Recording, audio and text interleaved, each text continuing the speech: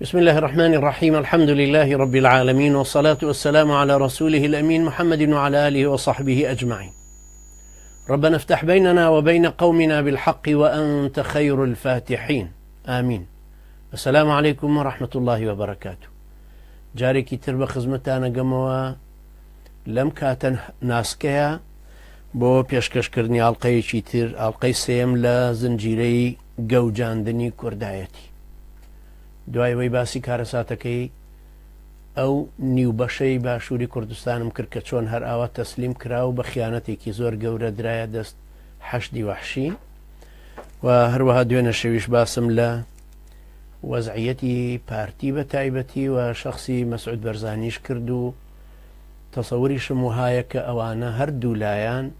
هیچ جۆرە کەڵکی ئەوان پێوە نەماوە کە ئیدارەی هەرێم ببەن بەڕێوە، چونکە ئەوانە فاشل بوون لە ئیدارەی دەوڵەتی، لە ئاڕاستەی کۆمەڵگا، لە پاراستنی قیەم، لە پاراستنی ژێرخان و سەرخانی کۆمەڵگی کوردەواری. هی ئەوەش نەبوون ڕیفراندۆمیش بۆ دەوڵەت بکەن. ڕیفراندۆمەکەش فشەیەک بوو، بە عینادی خۆشی زۆر شتی دۆڕان، تەنانەت خۆشی زیاد لە هەموو کەسێک زیانی لێکەوتووە. ئەمڕۆ باز لە ئیفلاسی کوردایەتی یەکەم لە ئیدارەی دەوڵەت و ئاڕاستەی کۆمەڵگا. ئەمان چۆن ئەم جارە ئەو ئیفلاسیان بەسەر خۆیان ناهێنا و کوردایەتەکە خۆی لە زەمانێکایە کۆتایی پێهاتووە. زەمانی قەومیەت نەماوە، خەڵگە بێ بگەڕێ لە ئاستی فکرە، ئەبێ لە دەوروبەری فکرەیەک بخولەیتەوە،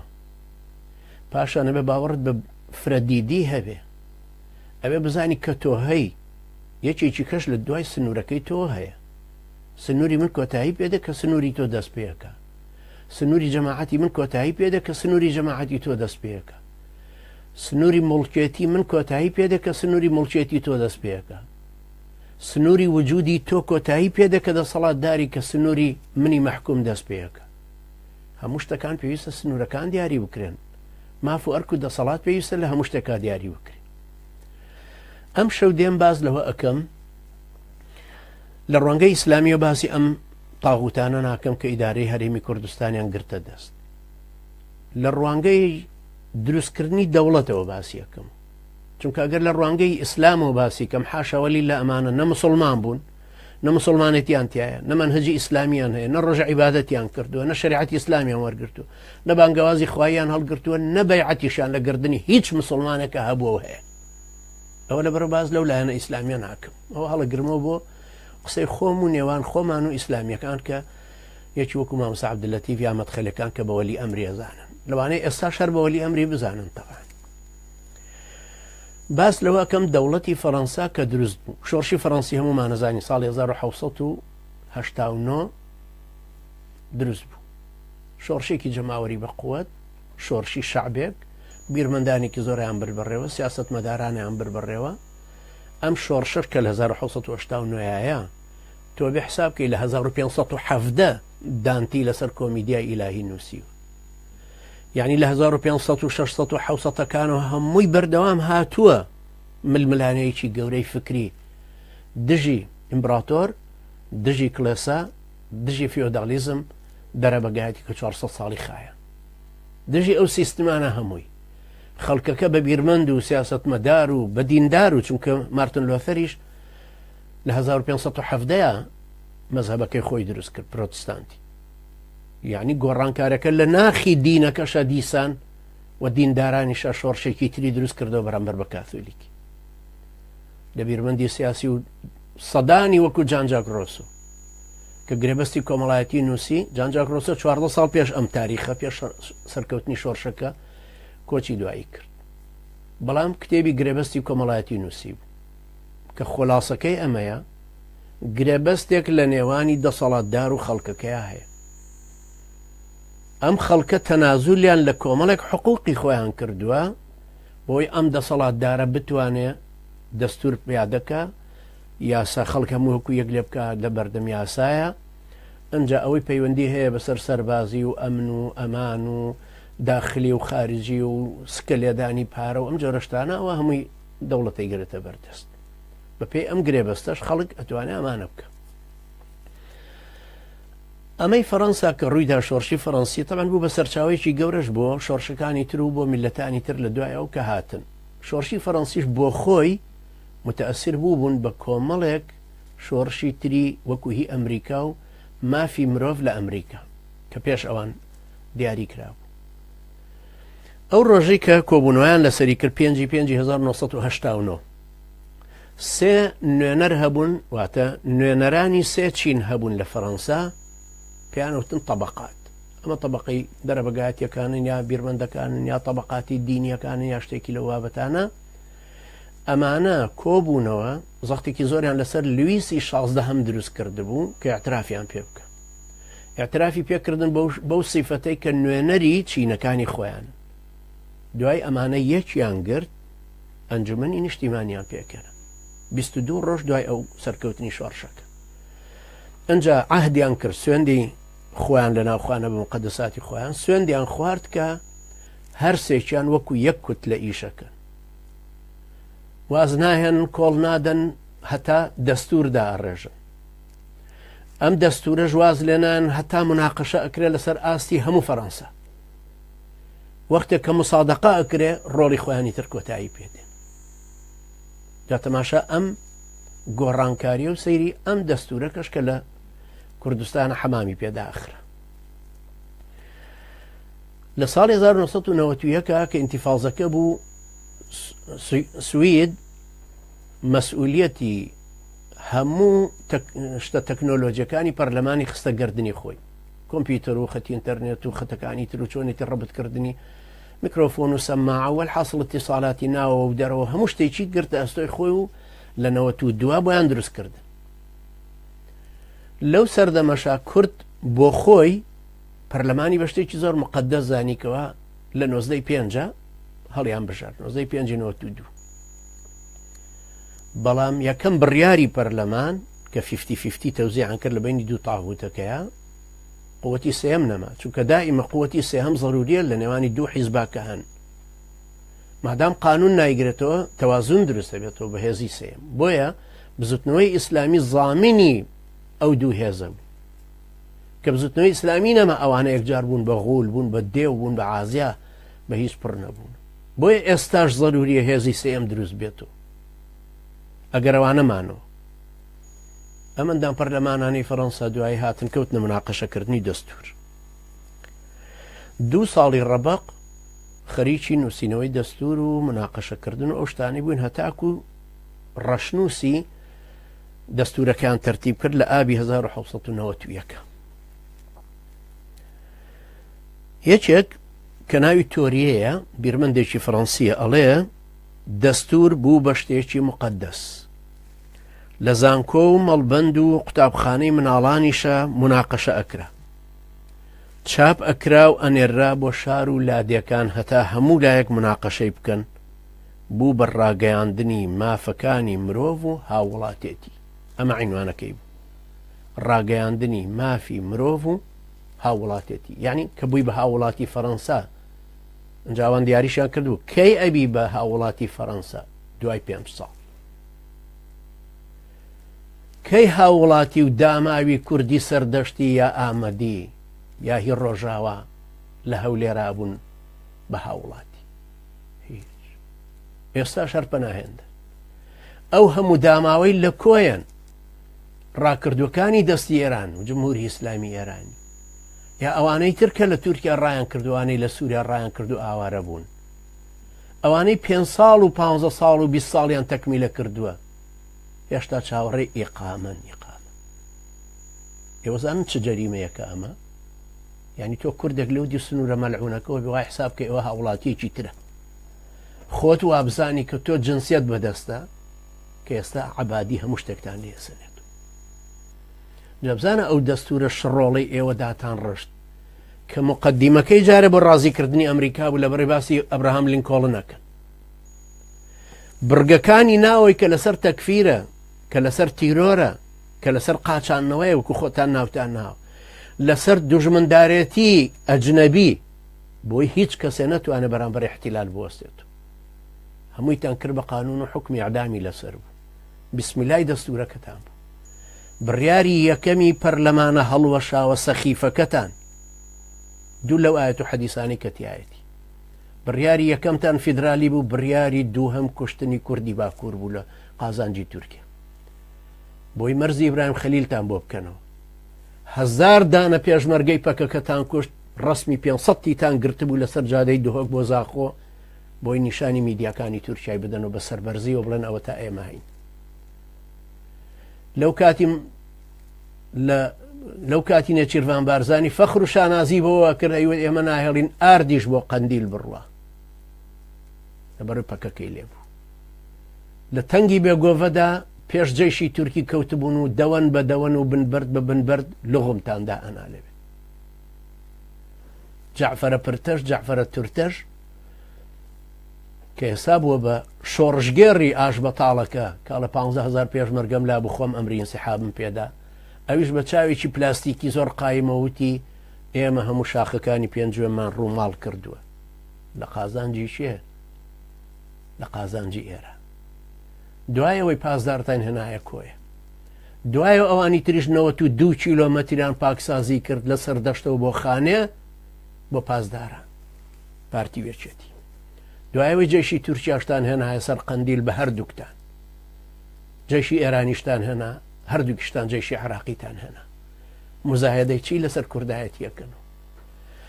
پەرلەمان لە فەڕەنسا وا دروست بوو ساڵی 1970 2 ساڵ مناقەشەی دەستورەکە بوو اینجا تەسەور کەن عەزیزانی من 59 ساڵ مراجعی دەستورەکە نەکرایەوە دوای ئەو 98 ساڵی تریش مراجعی دەستورەکە نەکرایەوە لەبەر ئەوەندە جوان سیاغە کرابوو ساڵی 1946 مراجعیان کردووە لەبەرەوەی ژنانی فەڕەنسی دەورێکی ئیجابی زۆر گەورەیان بینی لە جەنگی جیهانی دووەمە بە تایبەتی لە گرتنەوەی پاریسە ئەنجا لەبەرەوەی ژنانی تیانە بوو پێشتر ئەنجا لە اختلافیان لە تەمەنەکانە هەبوو بڕیاریاندا بوو کە ئەو کەسەی ئەبێ بە ئەندام پەرلەمانە بێت 40 ساڵ بێت دوای کردیان بە 25 ئەنجاوتیانەوەی کە دەنگەدا بێ 25 بێت دوای کردیان بە 23 ئەنجا کردیان بە 21 تا ئێستا کە ئێستا 18 وەکوون عمومی ئەوروپا تەسەورکەن عەزیزانی من ئەم دەستورە نووسرایەوە مناقەشە کرا لە هەموو گوند و شارێکی فەڕەنسا ئێستا ئەتوانی سوێند بخۆی لە 102 ڕۆشن فکرانی کورد دەستوری کوردستانیان نەبینی یان ئەو کاتە بینیویانە کە ئیتر بڕیاری لەسەر درا مسادەقە کرا دەستورێکی فاشل تەرجمە کرا و هی خەڵکانێکی تر و بۆ ڕازیکردنی دەرێ چۆن ئەو پەرلەمانیان تەشکیل کرد و دوایی ئەو فەرەنجی بەشانانە و بڕنە و بەشانەکانی ناو پەرلەمان کە دێن و ئەچن هەروەکو ڕەمزێ منعی ڕئیس پەرلەمانەکەشیان کرد کە بێتەوە بۆ هەولێر چۆن کاک مەسعود بۆ خۆی دەرگای پەرلەمانەکەی داخست و کلیلەکەی خستە دەرپێی بزووی دەرپێکەوە چۆن ئاوە بە ئیستێهتار هەم پەرلەمان هەم دەستور هەم حکوومەت هەم هەموو شتەکانی ترتان ئێڵغا کردەوە ئێوە فاقد الشەیئن خەڵگە بێ ئەمە بزانێت عەرەب ئەڵێ فاقد الشەیء لا یعطیه ئەو کەسەی شتێکی پێنیە نایداتێ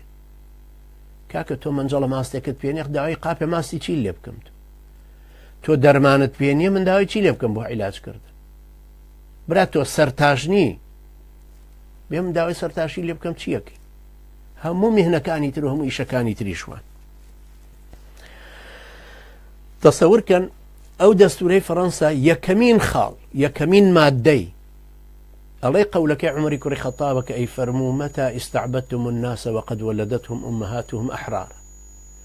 ئەوە چۆن و کەی ئێوە ئەو مافەتان وەرگرتووە کە خەڵک بکەن بە کۆیلە لە کاتێکە بە ئازادی لە دایکیان لەدایک بوو یەکەم بڕگەی دەستوری فەڕەنسا ئەڵێ یولد الناس ئەحرارا خەڵک بە ئازادی لە دایکە بن یعنی پێویستە ئازادی یەکەم قیمەتی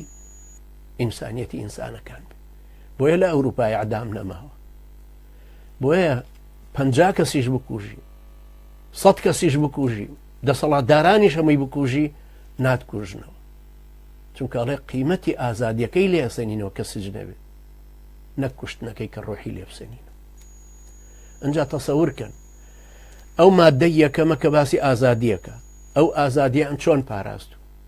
چۆن پرۆتۆکۆلاتیان لەسەر دروست کردو چۆن پابند بوون پێیەوە لە هەموو مؤتەمەراتی خۆیان لە هەموو ئەحزابی خۆیان لە هەموو جمگەی ئیدارەی دەوڵەتەکەی خۆیان لە هەموو گۆشەیەکی ئاراستەکردنی کۆمەڵگەکەی خۆیان کردیان بە قانون یەکەمین شتێک کە تیا ئاپارێزرێ ئەمە بڕگەکانی تر سەروەرەتی دەستور شکۆمەندی نیشتیمانی هەڵبژاردن انتخابات جۆکردنەوەی دەسەڵاتەکان یەکسانی بەرامبەر یاسا وەکو مادەی شەشەمەڵی هەر یەکێک لەمانە جیاکردنەوەی دەسەڵاتەکان ئێستا ڕئیس جمهوری فەڕەنسا ناتوانێت ئیقامە بدا بە یەکێک گەر قانون ڕێگای نەدا ناتوانێت ئیقامە لە یەکێ بسەنێتەوە ئەگەر دەستور ڕێگای نەدا ئەنجا دەسەڵاتەکان پەرلەمان دەسەڵاتی یاسادانان دەسەڵاتی جێبەجێکردن دەسەڵاتی داوەری هەمووی بە قانون ڕێکخراوە لەو زەمانەوە لە زمانی 1970 دواییتر لە زمانی 1940 کە ئیعادەی کرایەوە دیسان سیاغەیەکی تر لە زمانی 1946 کە سیاغەیەکی تری نهایی کرایەوە ئابزانن پەرلەمانی کوردستان و دەستور چۆن بێقیمەت بوو بەدەست مەسعود بەرزانی ئەنجا و ئەندام پەرلەمانانەی کە چوونە پەرلەمان دخوا جوامێری هەمویان گەیشتە دوو پێشمەرگە هەر لە ڕوبەڕووبوونەوەی حەق لە دەرخستنی بە تاوانبارەکە دوو وەسیقە بخەنە پێشچاو بڵێن ئاخر بێن بۆچی ناتوانین محاسبە یەکێ بکەین کە پەرلەمان سەروەرەتی یاسای هەیە بەحساب لە پشتی دەستور کەسی تر نییە لەسەر ئەوە دەستورەکەشیان کرد بەو حاڵەتە هەموو بڕیارەکە لەو پەرلەمانە بەتاڵەوە دەرەچوو یەکەم کەسەوەی مخالەفەیەکرەوە بوو کە هاتە دەرەوە لە پەرلەمان بەڕ و فاجریان وەکو یەکوا بوو لەبەرەوە وا مەزانن دیسان پێویستیتان بەوە هەیە هەمان پەرلەمان بخەنەوە ئیش بە هەمان ئەندام و هەمان جۆرە ئەندام و هەمان جۆرە حیزب سەر لە نووسیاغی ژیانی خۆتان داڕێژنەوە ئیدارەی دەوڵەت و ئاڕاستەی کۆمەڵگەکە دیسان بە پارتی و یەکێتی و کۆمەڵ و شلگرتو بکەن یەکگرتو ئەوانە کەڵکی ئەوان پێوە نەماوە ئیدارەی دەوڵەت و ئاڕاستەی کۆمەڵگەکەیان بدرێتەوە دەست چونکە ئەوانە سەبەبێک بوون بۆ داڕمانی ئازادی ئینسان کەرامەتی ئینسانی کورد ئینسانی کوردۆکو ئیشارەتم پێدا ئێستا هیچی نەکردووە بەسەر جادەکەیان ڕواوە ترسێ هیچ شتێکیشی نەکردووە وڵا کاکە ترسم شەڕەکەم پێ بفرۆش برا ڕیشم هەیە کە گرتیانم وتیان داعشی بڵێم چێ بەرمەدا دایک و باوکو کەس و کارم ئەو خانووی دروستیان کردو بە هەموو مەعاناتی خۆیان بە ڕەشوە ئەیدەن بە زابتێک وەکو کە ئەیاندا بە بەعسیەک بۆ ئەوی بەس بزانن کوڕەکەیان ماوە برا ئێمە ئێستا نازانین کوڕەکەشمان ماوە یان نا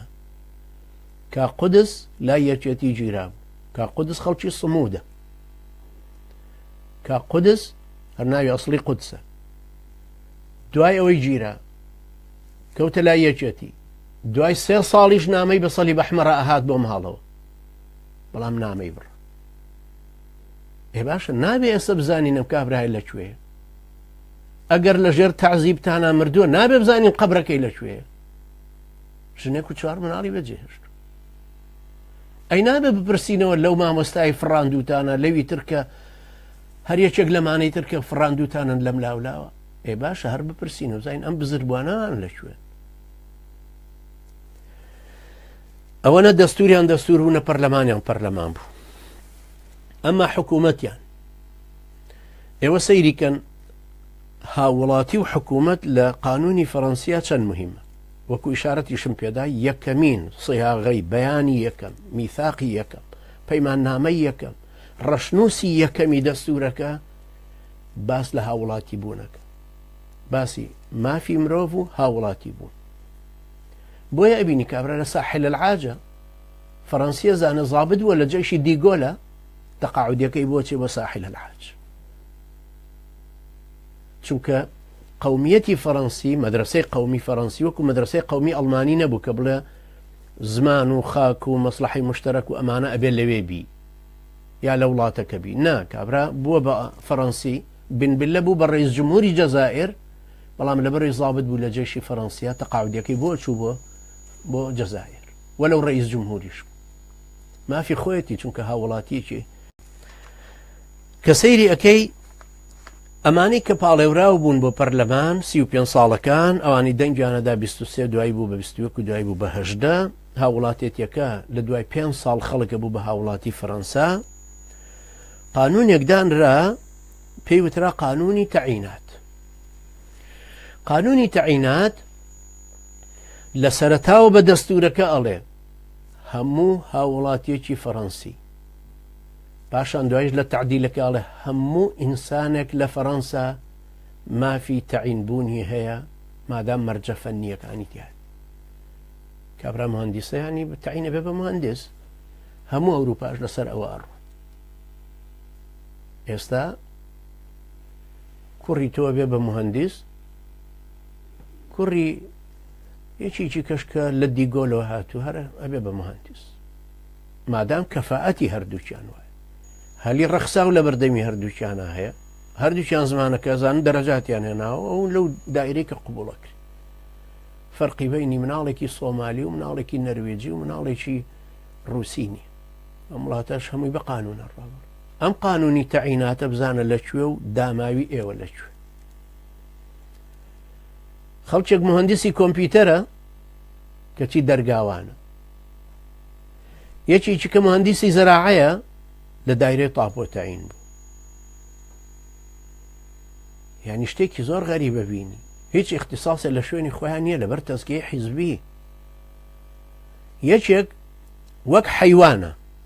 یعنی نە ئەقلی بە دنیا ئەشکێ نەزانیاری هەیە، هیچ شتێکی نییە، بەڵام تەعین کراوە بە مدیر عام. یعنی وەکو هەتی و مچەیەکی بەعسی لەو سەرجادەوە هێنرا بوو کرابوو بە ئەمین عام، ئەمین عامی شوونی نیشتیماعی مەسەلەن لە هەولێر کراوە بە مەحافظ لە شوێنێکی تر، ئەمەش بە هەمان شێوە. بۆیە ئێستا ئێوە گەیشتونەتە ئەو کارە ساتە ئاراسی شێخ جەنگی بە چ سیفەتێکی ڕۆیشتۆ ئیتیفاقی کردو لەگەڵ قاسم برێمەر و وەحشیەکانی هادی العامری و ئەبوو مەهدی و بە حضوری یارەڵڵا و بە چ سیفەتێ؟ مەسعود بەرزانی ڕئیسی هەموو هێزەکانە، فشە شەریکیش نیە هەتا لە ناو پارتیە خەڵک بە قسەی نان. پاشان کۆسرەت نائیبیەوە، ئەنجا دیسان نائیبی جەلال تاڵەبانیشە، شێخ جەعفەرە تورتەش هەر بە هەمان شێوە مەسئولی گەورەی ئەو میحورانەیە. ئەم کابرایە ڕۆیەوە بە کەیفی خۆی تەعین کردو کە خۆی کردو بە نوێنەریە و خەڵکە و ئیتیفاقاتی نێودەوڵەتی کردووە لەگەڵ قاسم سولەیمانی. هەر وەزیری بە وەزارەتی دیفاعەکەی خۆی ئاشکرینە کردو، ئاگدارە کردو. یعنی سەیری ئەم تەعیناتە لا بەلاو لا کۆڵانانە کە تەزکیەی حیزبی کردی لەبەرەوە بێ ئێوە بۆ چاکردن و ئیسلاحکردنی حاڵی خۆتان یەکەمین عەهدە لەگەڵ خوا بیدەن ئەوەیە کە تەزکیەی حیزبی لە هیچ کەسێ قبوڵ نەکە، هیچ کەسێ بە تەزکیەی حیزبی قبوڵ نەبێ. دکتۆرێکی یەزیدیە، من نەخۆشەکەم ببم بۆ لای ئەم دکتۆرە یەزیدیە باشترە بۆ لای براکەم کە مزەمیدە. یعنی ئەمە لەبەرەوەی برامە مزەمیدە نەخۆشەکەشم نابم بۆ لای، ئەزانم چکە ئیمرێنێ ئەی کوژێ، بەڵام ئەی بم بۆ لای دکتۆرە یەزیدی. ئەی کەوابوو بۆچی تەعینی ناکەی لەبەرەوەی کە یەزیدی یا مەسیحی یا کۆمونیستە یا ئیسلامی یا شتێکی تر.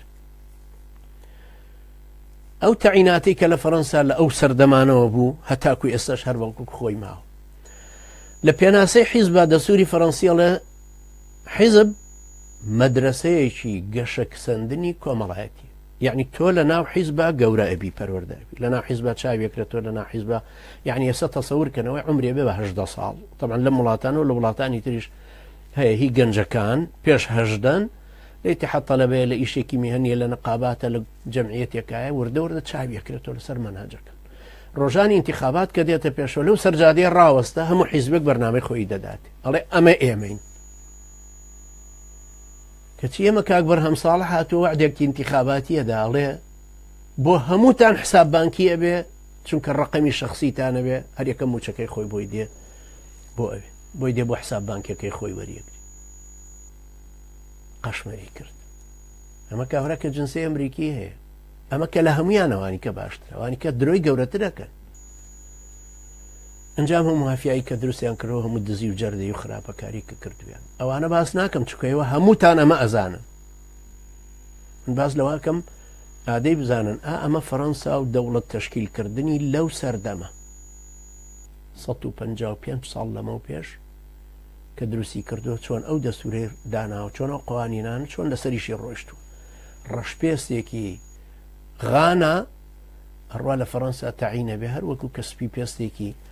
لە حیزبی متعاسیبەکان تەعینە بێ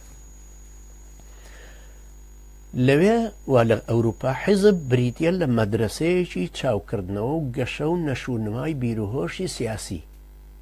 کەچی حیزبی لای ئێمە کەراندنە خەڵک عاقڵا چێتە حیزبۆ بێ بەکەر ئەبێ بە گوێ درێژ ئەبێ بە حەیوان عەقڵی لەدەسەدا ئەبێ بە کۆیلا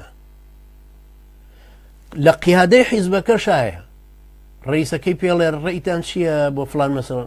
قوربان گەورم جەنابەت چییە فەرمووی مەتەن فیزیک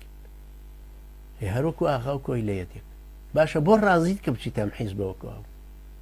کە لێ پرسیینەوەڵی بۆ ڕازی دەڵێ ئەی کاکە چی بکەین بەرا بەتاڵەیەکە و هیچ نییە و اونجا پارتیش بەبێ دەنگی 120 دلار گەدا بە ئافرادەکانی لە ژێر مێزەکەەوە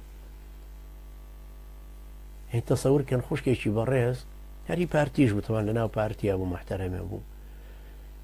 قایمێکی پیشانی منداوتی ئەوە مەلاکانی محافظەی سلێمانین کە پارتی پارەیانەداتێ 140 مەلا بەدزیەوە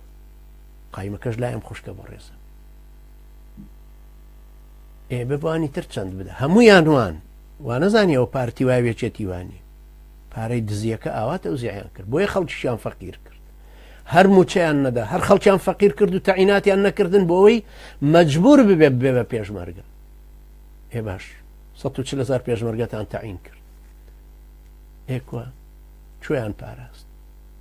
مەسوولەکان هەموو گەدایان زل کرد و داماوەکانی تریش لەبەر بێ پارەی هەر ئەوە ئەو هەموو ڕسوایی ئەو هەموو مەئەساتیان بەسەرهێنان و لە حیزب لە کوردستانە لای ئەم پارتی وێچێتی تاغوتە ئەقڵ ئیلغا کرایە لە جیاتیەوەی خەڵک پێ بگە هەر لەو فەڕەنسایە ئێستەوەی بینن چێ حکمی فەڕەنساک پیاوێکی گەنجە تۆ گەر قیاسی بکەیتۆ لەسەر جسکاردستان و لەسەر دیگۆل و لەسەر فرانسوا میتران و لەسەر ئەو ڕئیسانەی تر هەتا سارکۆزی اعتیبارەکرێ بە پیر لە چاو ئەمێکی ئێستا حکومەکە زووش هاتۆتە سیاست یعنی ماوەیەکی کەمیش هاتە سیاست و بەڵام گرێوی بردوت بەچی بە ئیلتیزام بە ڕاستگۆیی بە پابندبوون بە قانون بە احترامی قانونەکەی خۆی مدیری پۆلیسی مروری ستۆکۆڵم ئیشارەتەکە سوور بوو نەیتوانی بۆ سێ و پەڕیەوە ئەو بەر لەو بەر 1 مەتری تر نەڕۆیشت وەرەقە و قەڵەمی دەرهێنا و ئیستیقالەی لە مدیر پۆلیسیەکەی خۆیدا خەڵک ئاوا احترامی قانونی خۆیەگرت بەڵام هەر مەسعود بەرزانی خۆی چەند مخالەفەی لەم قانونانە کرد جەڵال تاڵەبانی خۆی ئەو کەسانی کە لە پەرلەمانەکانان خۆیان چەند مخالەفەی ئەو قانونیان کردو کە هەروەکوتم قانونی گاندانەکە یقوندەرێتی گانگانۆچێ کە پێڵەن جەندەر لەگەڵ قانون دژی ئیرهاب ئەم دوانە تەنفیز کران لەبەرەوەی هەمووی لەسەر بێ ئەخلاقی یا ڕوتانەوەی مسلمانان و شکاندنی شکۆی ئەهلی ئیسلام و سووتاندنی ڕیشیان لە بازاڕە و ئیهانەکردن و زیندان و تعزیبکردنیان لەبەر خاتری قووەتێکی دەرەیە لەبەر خاتری تەنفیسێک لەو حەقدە کۆنەی کە لە دڵیان هەیە پاشان لە فەڕەنسا ئەوەی کە دەستور ڕێژی خست هاوڵاتی و داوەریە وتیان هەموو لە بەردەمی یاسایە یەکسانە هەمویان یەکسانە لە بەردەستی یاسایە یەکەم سربەخۆیی داوەری ئەم قازیانە هەمویان ئەم داوەرانە سربەخۆن هیچ کەس ناتوانێت قسەیەکیان بەرامبەر بکات کەس ناتوانە زەختیان لێ بکە من بۆ خۆم 62 جار چوومەتە دادگای نەرویجی هەمووشی وا ئەبینم قازی گوێی گرتووە لە هەموو ئەترافەکان شەڕە بڕگەی قانونی محامیەکان من قسەم کردووە بەرامبەرەکەم قسەی کردووە ئەو منی تەزعیف کردووە من دیفاعم لە خۆم کردووە ئەویش وەستاوە نائیبەکانی لەگەڵیان لە یەکێ لە محکەمەکانە 7 قازی 43 ڕۆژ توولی کێشە قازیەکە ئاخر شت بە منی ودوتی قسەی هەمووی ئڵغاکەرەوە خۆت ئاخر قسەت چیە لە مەسەلەی قورئان سووتان نەکەی وتم ئەوەیە کە بڕوان پێیەتی دەوا حکومەکە لەسەر ئەم قسەیە دەرچوو بەڵام ئێوە تەسەورکەن ئەو قەزاوەتی کە لە کوردستانە هەیە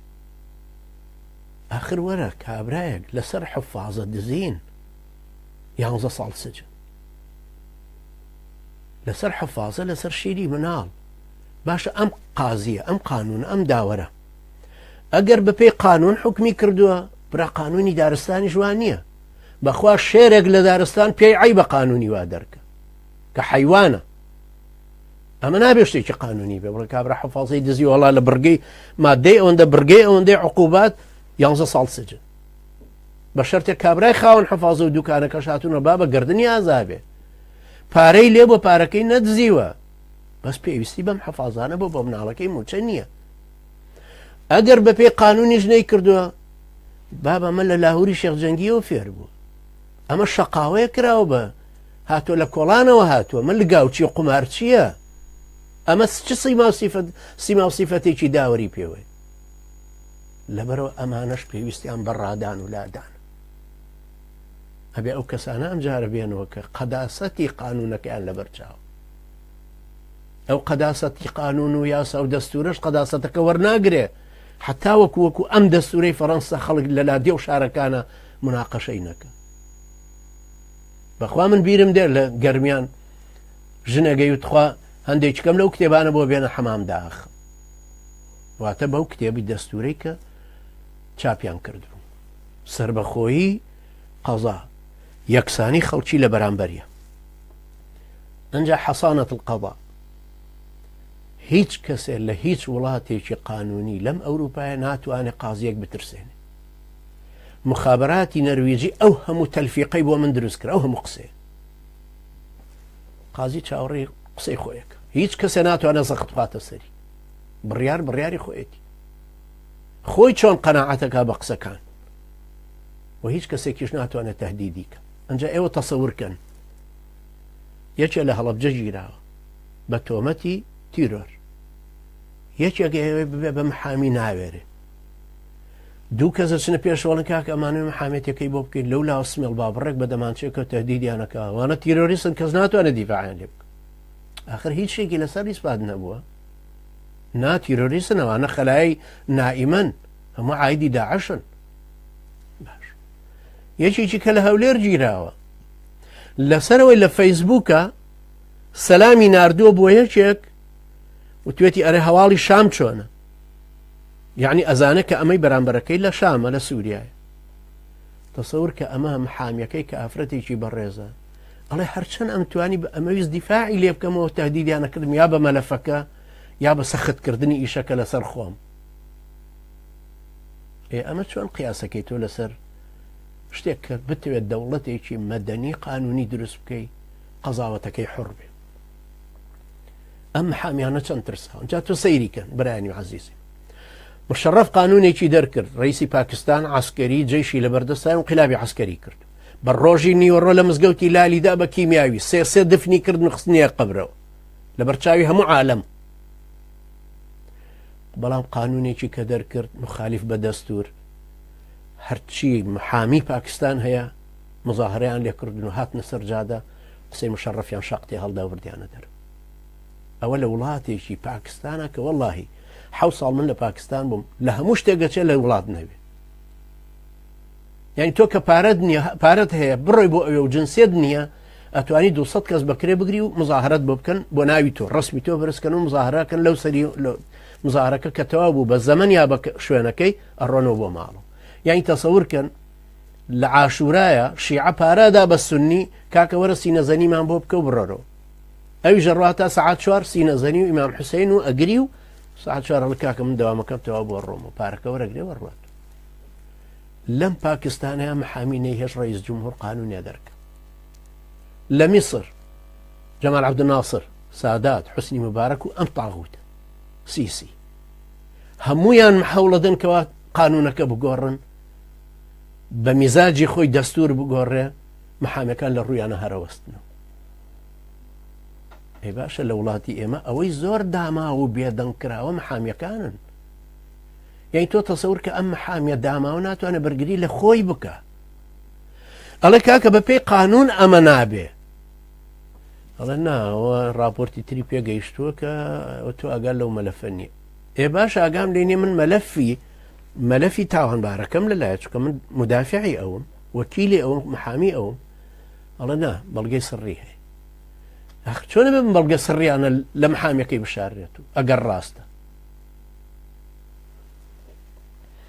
ئەجا سەیری ئەو قانونانەکەن کە لێرە دەرەچە لە وڵاتانە ئاسانکاری سکاڵاکردن. هەر کەسێک لەم ئەوروپایە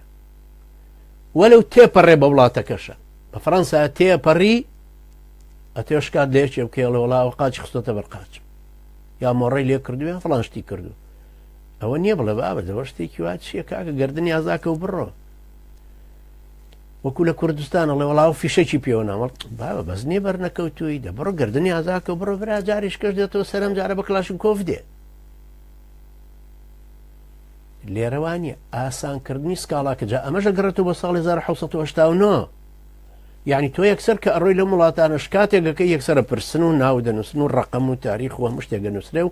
وەرەقەیەکە ئەبێ بە مستەمسەکێکی قانونی تەواو هیچ کەسێک ناتوانێت نکوڵی لێ بکە هەر یەکە جیهات بە جیهات بەرزێک کاتەوە تاکۆ گاتە ڕۆژی دیاریکردنی محکەم جۆ لێگرن جۆ لە تەرەفی مقابلەگرن ئەدیلەکان محامیشت نییە پارەت نییە محامی دووەگرن بە هەمان شێوە هەتاکۆ گەیتە نەتیجە ئەبزانە سەیری ئەم داماویەکەن لە کوردستانە ئافرەتێکی داما و ئەوێ خولع بکایوێت جیابێتەوە خولع حەقێکی شەرعی خۆیەتی لە دینە مارە کراوە بە دین حەقی خۆیەتی خولع بکاوەکو پیاوەکە تەلاقی بەدەستە هەمیش خولعی بەدەستە بەڵام بزانت چ معاناتێکە چێژێ بۆ وەرگرتنەوەی حەقەکە بۆ مارەیە کە ئەبێ بیدرێتەوە دوایەوەی ئیهانە کراوە دوای لی دراوە دوای تەلاق دراوە بە مناڵەوە داماو بووە کۆڵی ژیانی لەسەر قورس کراوە بە دەستێکی شکاوە گەڕێتەوە سەر کە سوکاری چاوەڕێەکە ئامێردەکەی دادگا بۆی بڕیار بدات دادگا بڕیاری چی بۆدا بڕۆ مانگی 5,000 دینار بدەرەوە بەمشنە 5,000 دیناری مارە یەکەی واتە هەتاکو 15 ساڵی تر ئەمە کۆتایی پێنایە یعنی بزانە ئەم هەموو لاسەنگیەی کە لەم هەموو قوانینانە هەیە کەس ناتوانێت سکاڵاکان بکاتەوە سکاڵاچی بۆ دادگا سەیرەکەڵێ وڵا ببوورە ئەم سکاڵایی جەنابە 2800 تری لە پێشەوەی ئەی باشە بۆچی قازی تەخەڕوج ناکە ئەی ئەم هەموو خەڵکە بچووە قانون ئێوە کولێی قانونی ئێوارانتان دانا بۆی نەخێنەوارەکانی خۆتان شەهادە وەرگرن و بڵێ خریجی کولێی قانونە ئێ باشە بۆ خەڵک نەبوو بە قازی یەکێکی کە لەو ئیشکالاتە ئەنجا سەیریکەن لە فەڕەنسا طبعا هەر لەو کاتەشە شتێکی تردا مەزرا مەجلیسی قەزا پێوترە مەجلس القەضاء الأعلى يعني لە هەموو شوێنێک ئەمە هەیە جگە لە کوردستان طبعا چکە هەموو شوێنە محکەمەی دەستوری لێ تۆ گەرشکال لە مەسعود بەرزانی بکەیت بیتە محکەمەی دەستوری هەر لە تورکیای بندەستمانە ئەگەر تۆ بتێ شکات لە ئۆردۆغان بکەی محکەمەی دەستوریە شکاتەکە دووەرەگرێەوە لە فەرمو ئەویش دێ و محامی هەردوولاتی تۆ لە ئێرانیش ئەگەر ئێستایەکی بڕوا شکات کاتۆ لە محمودی ئەحمەدی نەژاد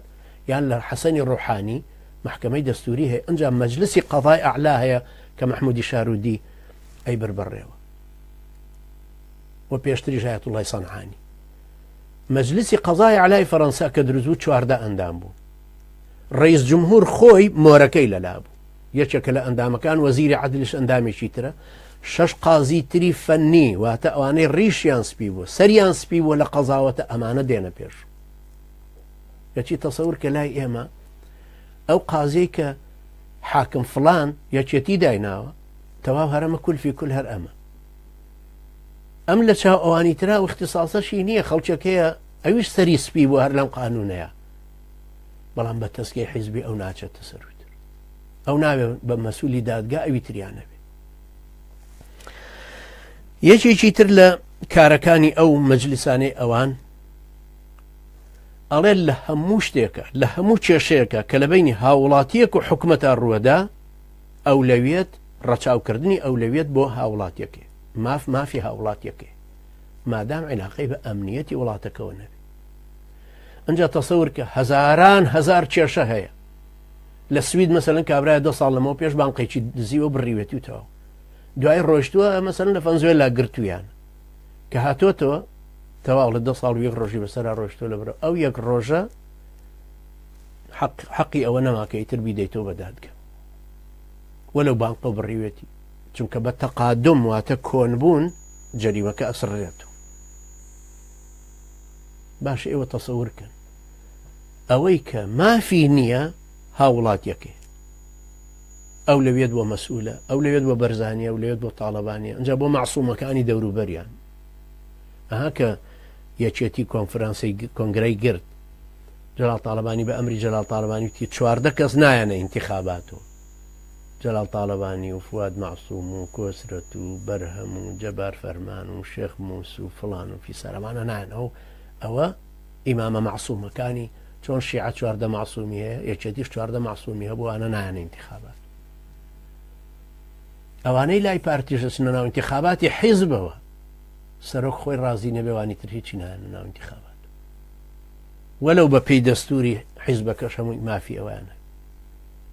ئەنجا ئێوە بزانە ئەولەویەتەکە بۆ ئەندامی خۆیان نەبێ ئەولەوێت بۆ هاوڵاتی چی هەیە تۆ لە شوێم ئەم ئەولەوێتە ئەبین دائیرەکانی حکومەت و ئیهتیمامدان پێی ئەمە بەشە مەدەنیەکەی ئەنجا مەجلسی دەولە هەیە مەجلسی شورای دەولەی پێڵێن ئەنجا بەلەدیاتەکان ئەنجا ئەوانی تر حتا دێتە بەلەدەی گەڕەچێ هەر یەکێک لەمانە ماف و ئەرک و دەسەڵاتی دیاری کراوە لە بەرامبەر بزانێت خوا ماف و ئەرکی دەسەڵاتی خۆتان لەوێت چی هەیە یعنی سبحان الله لێرە یەک کەس لەم ئەوروپای یەک کەس یەک ڕۆژنامەوان لەسەر یەکێ بنووسێ بڵێ نەخۆشە جۆری نەخۆشەکەی بنووسی ئەیدەن بە دادگا تۆ چۆن ئەسراری ئەم کەسایەتی ئەم کەسەت کەشف کردو کەچی لە وڵاتە داماوەی ئێوە دکتۆر لە ژوورەوەیە حاشای ئەو میلەتە بەڕێزە خەڵکەکە وەکو کەر و گاگەل یەکی هاتۆتە ژوورەوە پێڵێڵەوە وەڵا جگەرم نەخۆش و کاتی خۆی سەرەتانم بۆ عیلاجم کردو ئەمە یەکێکی کە وەستاوە نۆرەیەتی گوێی لێ یەکی کەش لەبەر دەرگاکە وەستاوە گوێی لێتی دەرگاکەش کراوەتەوە فڕاشەکەش لەولا گوێی لێتی خەتەکەی دوای ئەویش هەمویان ڕاوەستاون وەکو بایعی هەمویان گوێیان لێ ئێ باشە تۆ بلیتێکت بڕیوە بۆ ئەم نیو سەعاتە لەم وڵاتە ئەوروپایانە کە ئەچی بۆ لای دکتۆر پێش هەموو شتێ بۆت شەرحەکە تۆڵی دانمێشێ ئەشعەیەگرێ دوای بۆت باسەکاتەوە دانەکە بۆ ڕسمەکاو لەسەر وەرەقەیەک اونجا پێ دەڵێتەوە یان بە ئەشعەکە پیشانە دەداتۆڵێ ئەمە لێرە کلێنێکی هەیە پڕکردنەوەیکی هەیە پڕکردنەوەیکی موقەتی بۆ کەم ئێستا ئەمەی تر ئاوایە فەحسی خوێنت دەکا هەر هێشتا هیچ شتێکی نەکرد هەر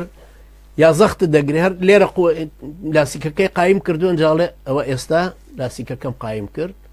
ئەمە لۆکەیە بەدەستمۆ لێدەم تاقیم یەکەم ئەوەستە دەرزیەکی لێدەم شتەکانت پێڵە بۆی طبیعی بی نەفسیان لەگەڵ ئەم ئیشەیە بڕێت چ جای نەخۆشی گەورە بەخوا قەسەم لە سەیدەلیەکانیش کە دەرمانەکەی ئەفرۆشن کە ئەڕۆی ئەو کەسە ئەو دەرمان خانەیە دەرمانەکەش بە تایبەتی و بنهێنی و ئەهێنە ئیداتە دەست نەخۆشەکە بۆی نەخۆشێکی تراگای لێنە بێ بە شەرتێکە سەرایان گرتووە ئەوانی تر ئەگەر بەڕقەمە سەرەی گرتووە 2-3 مەتر دوورە لەم کەسانەوە کە قسەکە یا کە دەرمانەکە وەرەگری ئێ باشە تخوایەوە سەیری ئەو ماساتەی خۆتان کردو تخوا ئێوە هەمووتان بەبێ ئیستیسنا لە هەولێر و سلێمانی دوهۆک و هەڵەبجە توخوا چەند کەس ئەمرێ بە دەرمانی ئەکسپایر چەند کەس ئەمرێ بە دکتۆری نادکتۆر چەند کەس ئەمرێ بە عەمەلیات چەند کەس ئەمرێ بە نەفسی هەر یەکسەر کابرای نەخوێنەوار و نەزان دکتۆرێکی خاوەن شەهادەی تەزویر یەکسەر پێڵە وڵایی هەرچەنە ناخۆشە بەزە بێ پێت بڵێم کە سەرەتانی خوێنتەوە و ئەو کەسانی کە ئەمەش توش بوون عنی لە سەتا یەک مەگەر ناجح بوو بن دەرچوو بن بە ژنان سەتا نۆکی مردو هەر کابرا خۆی لێوان نەفسیەن ئینهیارەکە هەمبر بەبێ و شەهادەی دابێتێ بەبێەوەی تەفسیلاتێکی دابێت ئەگەر لێرە وات پێ بڵێن ئێرەوات پێڵێ و مساومانە ناکەن بەس پێ دەڵێڵێ ئەمە خلایەکانت ئاوا تێکچوون خوێنەکە ئاوایە گەر تێیکەی ئاوا دەرەچێ فلانشت ئاوا هەموویت بە تەفسیل بۆ شەرحەکان لە چەند ڕۆژ و ئەوقاتی جیاواز هەر یەکێ لەم دکتۆرانە مشاوەڕی دکتۆرەکانی ترەکەنەوە کەس ئەوەندە لوتبەرز نییە بڵێ بابە من هەر خۆم دکتۆرە مەزانم بلعکس ئەوەی پرۆفیسۆرە پرسەکاتەوە لە دانیمارک لێرە مەسەلە پرسێلەوەی دانیمارک ئەوە پرسێ لە مالیزیا لە کەنەدا لە وڵاتانی ترە پرسی بەس ئێوە سەیری خۆتان کەن حاڵەکانتان چەند گوناحن ئێوە چێوای لێ کردوون ئەو دوو تاغوتە کە پێویستە ڕایاندا ئەوانە نەقاوەی دکتۆرەکانە بێ ڕایاندن ئەوەی مەسئولی سەحەیە بێ ڕایاندن چونکە هەموو ئەم تاغوتانە دەستیان هەیە لە زەلیلکردنی ئێوە گرتنەوەی ئازادیتان گرتنەوەی موچەتان ئەوە موچەکە دیارە چونکە خواردنتانە بەڵام عیزەتتان کەرامەتتان سەحەتتان دەرونیتان باری کۆمەڵایەتیتان لێکترازانی خێزان نەمانی ڕێساکانی ئەخلاق لەناو کۆمەڵگەکەیە ژێرخان و سەرخانیان هەموو تەپاندوو. یەکێکی تر لەو نقطانە لێرە ئەگەر هەڵەیەک ببێ هەر شتێک بێ هەر هەڵەیەک بێ وەلەو پەلکە مۆزێک تۆکلە مۆزێکیش بێ لەسەر جادە فرێدراوی ئەگەر بیانەوە محاسەبە بکەن لەسەر ئەمە یا چاڵێک هەڵکەندراوە یا تەلێک قرتاوە یا سیارەی خواروەستا هەرچی شتێک بێڵێن تەحدیدی مەسئولیەتی هەڵەکارەکە ئەبێ بکرێت پێش هەموو شتێک گەڵێن جارە بزانین چێ هەڵەکەی کردووە ئەنجا گەڕێنەوە بۆچی هەڵەکەی کردووە ئەنجاڵن ئایا هەڵەکە بە پێی قانون هەڵەیە و ئایا کە هەڵەکەی کردووە حڕ بووە کە کردوێتی ئیتر دێتە سەر کۆمەڵێک شت کە لە ئیسلامیشە تەبەن وایە پێوترە تەجریم الفعل اینجا پێوترە تەجریم الفاعل لێرە تەحدیدی مەسئولیەتەکە ئەکرێت یانی تۆ تەسەورکە ئەوە سێ چوار ڕۆژە کورد هەمووی زەلیلە ئەو کەسانی لە ئەوروپاژە ژین ئەوەی کرمانجی ژوورووە ئەوەی هی ڕۆژەڵاتە ئەوەی هی ڕۆژ ئاوایە ئەوەی کوردێکە کوردستانی نەدیوە و لە دەرەوە لە دایک بووە خەفەت دایگرتووە کە باشە بۆچی وای لێ هاتوو ئاخر چۆن یەکێکی چاو پلاستیکی دێتە سەر تەلەڤیزیۆنێکی جمهور ڕوبەڕووی خەڵکەکاڵێ من ئەمری ئینسیحابەکەم پێداوە 15,000 پێشمەرگەشم لابوو ئەی چۆن ئەم هەموو مەساحەی کوردستان لە 150 کوردستان هەروە بە ئاسانی درا بە حەشدی وەحشی ئەگەر بە شەریش بوونایە بە هەر حاڵ کە قسەژەکەن کەسیان ناڵێ حەشدی وەحشی گرتوێتی ئەڵێ سوپای عێراقی بۆی چاواشەکارێکە زیاترکەن لە سەرمان ئەی نابێت تەحدیدی مەسئولیەتەکە بکرێت ئەم پەرلەمانە پەچی کەوت نابێ بوترێ بۆچی وەستاوە ئەم قانونانە تەنفیز نابێ بڵێن چێ مەسئولە لە تەنفیزکردنی ئەم کارە ساتە گەورانە ڕوەدەن ناکرێ بڵێ بۆچی وایە 365 ملیۆن دۆلار مانگانە لە بای حەسەن و لە هاڤاناوە دەرەچێت نابێ بڵێن ئەم پارەی لەکوێیە یعنی ئەوەندە جێل بین و ئاشتی هەورامی بە ڕازگۆ بزانین کەڵە وڵا ملیۆنێکم لە وەرگرتووە بە قەرز و 2 ملیۆنم وەرگرتووە بە قەرز ئەوە چەند ملیاری هەیە کە تۆ 2 ملیۆنی لێ وەرەگری بە قەرز دوام قەرزەمان بووە کەی سابوو نەکڕین یعنی تەسەورکەن چمە ئەساتێکە برایانی بەڕێز بەخوا قەسەم هەتانەی لە ئەوروپا نەژی نازانی ئەوە چه دارستانێک کە دوو لە ڕوویەوە پەرژینێکی قایم بێەوە هەموو بەڕێزن هەمووی ساحب کەرامەتن بەخوا قەسەم نە دارستانە نە ئاغڵی حەیوانە نە زبڵدانە هەموو شتێک ئەوە لە هەموو شتێک دەرچووە یعنی چۆن خەڵکێک مزاهرەی کرد لە لوبنان شعارێکیان دانا طلعت ڕێحەتکن یعنی بۆگەنیتان بڵاو بۆ مزاهرەکە کراوە هەرێکە لەو حەیەکی نووسی بۆ طلعت ڕێحەتکن ئێخۆ هەر ئەوانەی کە حکمەکەن لێ برا وەڵڵی من چاوم نەکراوەتەوە نەبێهبەڕی ڕیسی پەرلەمانی لوبنانە ئەوە من 61 ساڵم خۆشم چوون بۆ لوبنان نەبێهبەڕی هەر ڕیسی پەرلەمانە دەورە بە دوای دەورە خەڵک دێ و ئەڕوا و حکوومەتەکانە گۆڕن ئەوە سعد الحەریری و پێشتر فڵانەوەی تر هەتا بۆ سەلیمە الحوسەوانی تر ئەڕوا باعتیبار ئەم ڕئیسی حکوومەتە ئەبێ سونی بێ ڕئیسی وڵاتەکە مەسیحی مارۆنی بێ ڕئیسی پەرلەمانی شیعە بێ ئێبراهیمە تۆ سەیری کە فواد مەعسوومیان کردو بە ڕئیس جمهور داماوە کردویانە بە پۆستەچی وتیان ئاوە مەتالیبانە ببۆ دوکان مناقەشەیان بکە لێ وەی کلااوس بنێنە سەر پارتی و مەسعود بەرزانی و بۆشیان بکرا ئەیان گرت چونکە معقول نییە 3 سەعات دوای ئەو بڕیار و دوای ئەو قسە زلانە 3 سەعات دوای ئەوە هەموو ئەساتە دروست بێ بە چێشە بە ڕێز جمهورەکەیان نردوێن با بە تۆ ڕێز جمهورێکی بە دەردی لە فەیسبوک بۆیان نووسی بوو کاکە ئاسیاسیڵ کارتەکەت لێسەنێت تۆ تەلەفۆنەکە تۆ هەر قسەیە ناکەی جا سەیرەکەشەوەی برانی بەڕێزم خۆزگە دکتۆرانامەکەی فواد مەعسووم تانە خوێندەوە کە لەسەر ئیخوان و سەفا نووسیوێتی خۆزگە ئەتان خوێندەوە کە باسی بۆیهیەکانەکە ئەڵێ بۆیهیەکان کە هاتن لە ئێرانەوە کەوتنە خەڵک کوشتن و تاڵانکردن و پارەبرین و وەرحاصل ئینیشیان هێشتبوو خەلیفەی عەباسیشیان وەک ڕەمزێک هێشتبوو بەڵام لەژێر باڵیەوە هەموو شتێکیانە کرد ئێمە خۆتی کاکە ئەمە خۆتی قسەکەی مارکسە تاریخ و یعید و نەفسه ولكن بشکل هەزەلی توخوا تۆ چەند هەزەلیە دانیشتووی لە ڕیاسەی جمهوری بەڵام ئەو خەڵکە ئاوی گەرمی کردوتە ژێرت و تۆ بەناوە حساب ڕئیس جمهوری على الأقل جەلال طالبانی جارێک چوو بۆ ئومەمی متحیدە و دوو ڕئیسی استیقبال کرد وەلو کە هەرکاتەوە فەرشی سوورەکە بەس عومەر فەتاح بۆی ڕاخست بەڵام داما و تۆ فەرشەکەشت بۆ ڕاناخەن خەڵک نازانێت کەی دەیتەوە بەخوا پاسەکانی دەگن نەجەفی قەدیم بمایە ئێستا بەوەیان ناردیتەوە بۆ سلێمانی تۆ سەیری ئەم هەموو ئیهانەیە تۆ سەیری ئەمانە چۆن لە عیزەت و کەرامەتی خۆیان کەوتون اینجا چۆن سنگ شێری ماکەر پشتن چۆن بۆ میلەتەکەی خۆمان ئازان 36,000 کەس بدەن بە کوشت لە شەڕی پارتی وێچێتیە ئەمانە هی ڕادان و لادانن ئەمانە هی پینەکردن نەماون ئەمە هی ئەوە نەماون عوزریان بۆ بهێنرێتەوە ئەنجا وەرە سەر پاراستنی حڕیەتەکان کە لە فەڕەنسا هەیە هیچ کەسێک ناتوانێ مافی یەکێکی تر زەوتکە هۆڵەندا تەسەورکەن ڕەنگە 9 ملیۆن پێست ڕەشی لێبێ ڕەش پێست بەڵام یەک کەس ناتوانە بێویتر بڵێت تۆ ڕەش پێستی یا تەعینی نەکا لە بەرەوەی ڕەش پێستە وەکەوە کە لە ئەمریکا ڕووەدا یەکسەر حکمی دەرەچێت لەسەری بەڵام تۆ سەیری کە کابرا ئەم دیوی دێگەڵە چەند فەرقی هەیە لەگەڵ ئەو دیو تۆ سەیری ئەم فەرق و جوداییە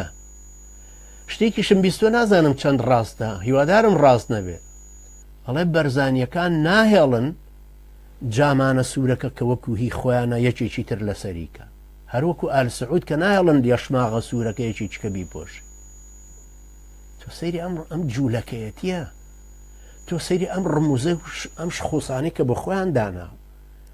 ئەمانەت خوا حڕێتی خەڵکیان پێپارێزرێ فاقد الشيء لا يعطيه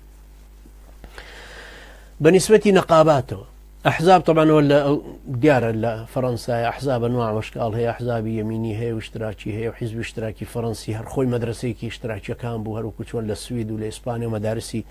اشتراكي أو سيخ شويني كباسم كردن تأثيرات ينزورترها ولا سر اشتراكي جهاني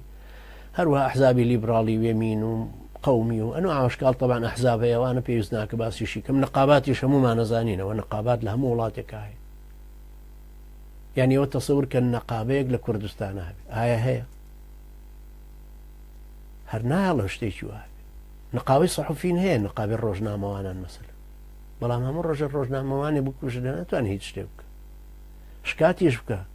لو زندرك لولا وديو دمان شكي بيو قاضيان تهديد كردو ملفي چي دروينيان دروس كردو صد دليلي تريان ترتيب كردو هروها جمعيات تبزاني استيوا أجر جمعيات تام ببوها يعني سيري كان عزيزاني من ياتش لو ظلميك لا يوكرها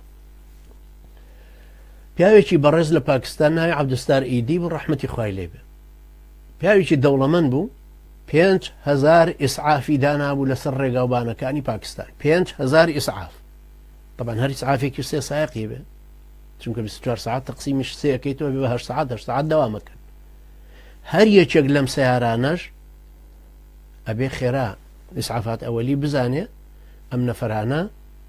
كحادثة الروا دالي خيرا بريندارا كان نقل كانوا خسخان 5,000 إسعاف هي يكس باش أجر أم طاغوتانا وين لأحمد إسماعيل حاج محمد باموشي نكر دايا حاج محمد باموشي وكو عبد الستار إيدي درسو أحمد إسماعيل وكو أو درسو من أمدو بياو برزار دو كان بينيوها دلطاق بياو مسلمان بلان تصور كان كركي حاج محمد باموشيان فران لسليماني فران ديان نيزاني سري ليدر نكر تشينواني يفرين برديان برو عربد نيزاني جهات يكن لعربته بيشان كردو بيبنو برو قلوت شوالان لو دولار رايان قرد وتي كاكا بس بات تيبقم ايوه تشين وتشي تانا وتي انا بيه يا اتكوجينا 3 مليون دولار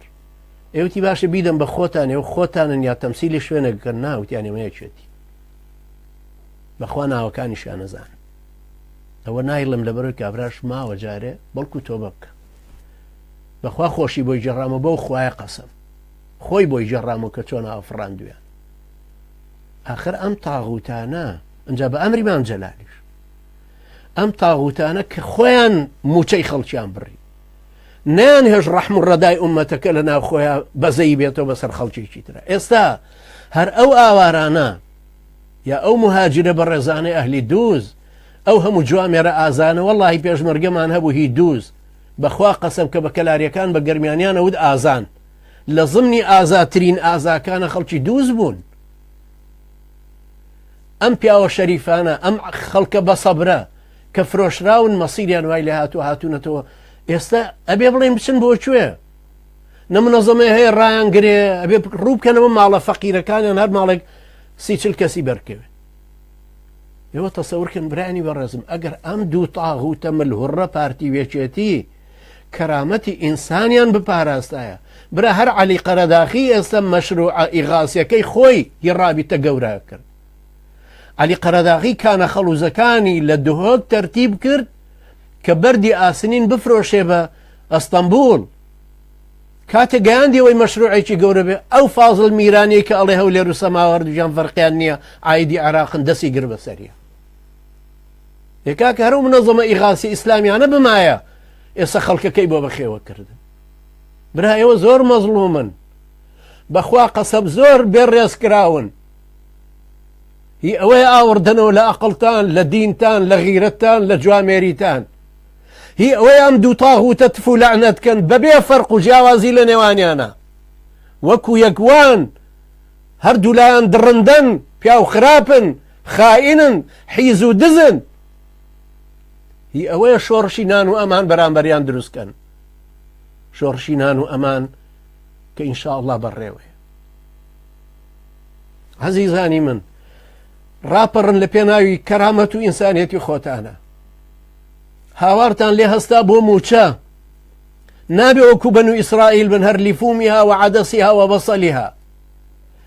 لە کەرامەتی خۆتان بۆ کەرامەتی خۆتان بۆ ڕێزی خۆتان بۆ ئینسانیەتی خۆتان بۆ مافی خۆتان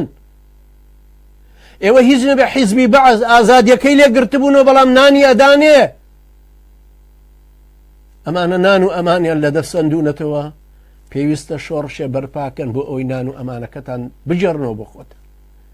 ئەم دوو تاغوتە لادەن و ڕایاندەن ئەم دوو سەنەمە